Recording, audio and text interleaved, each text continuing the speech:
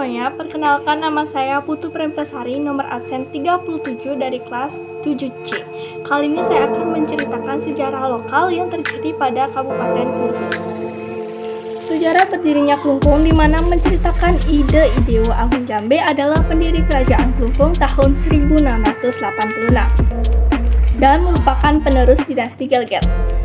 Kerajaan Gelgel pada waktu itu merupakan pusat kerajaan di Bali dan masa kemasan kerajaan ini tercipta pada masa pemerintahan dalam waktu Renggong di mana kemakmuran dan kesejahteraan rakyat berhasil dicapai.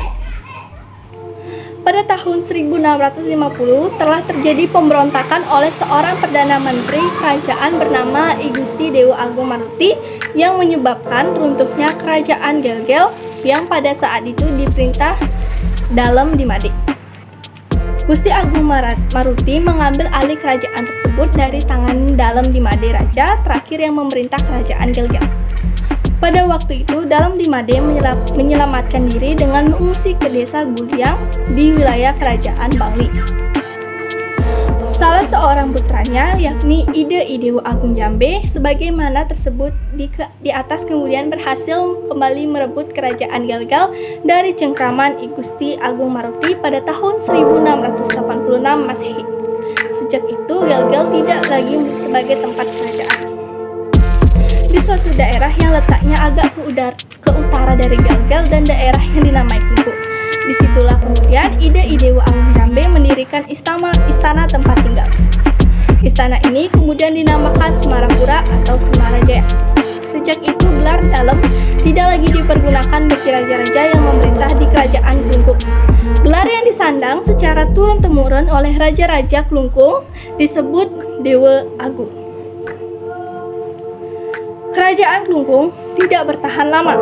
Wilayah kerajaan terbelah menjadi kerajaan kecil seperti Kerajaan Badung, Gianyar, Karangasem, Leleng, Bangli, Tabanan, Denpasar, dan Kerajaan Klungkung tersendiri.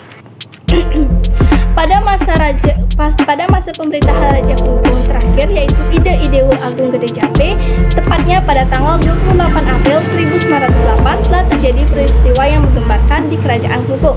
Serdadu Belanda di bawah komando Jenderal M.B. Rosvan Teningen telah melakukan serangan terhadap Kerajaan Klungkung.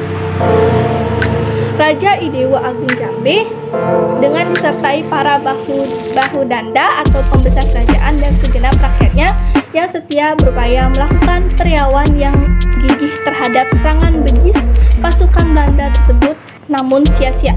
Akhirnya raja bersama sekalian dengan pengikutnya gugur di medan peperangan.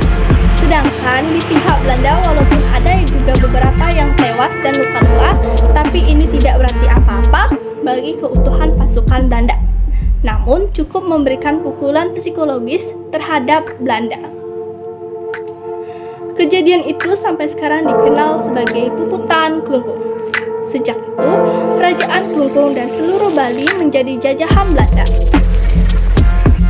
Dan seiring dengan perjalanan sang waktu, ibu kota kabupaten yakni kota Klungkung pun diubah dan diresmikan namanya menjadi kota Semarapura pada 28 April 1992 oleh Menteri Dalam Negeri Rudini berdasarkan peraturan pemerintah atau PP nomor 18 tahun 1992. Baik, sekian cerita sejarah lokal Kabupaten Klungkung dari saya. Maaf jika ada kesalahan kata atau ada kurang kata. Saya akhiri dengan para mesanti. Om Santi Santi Santi Om.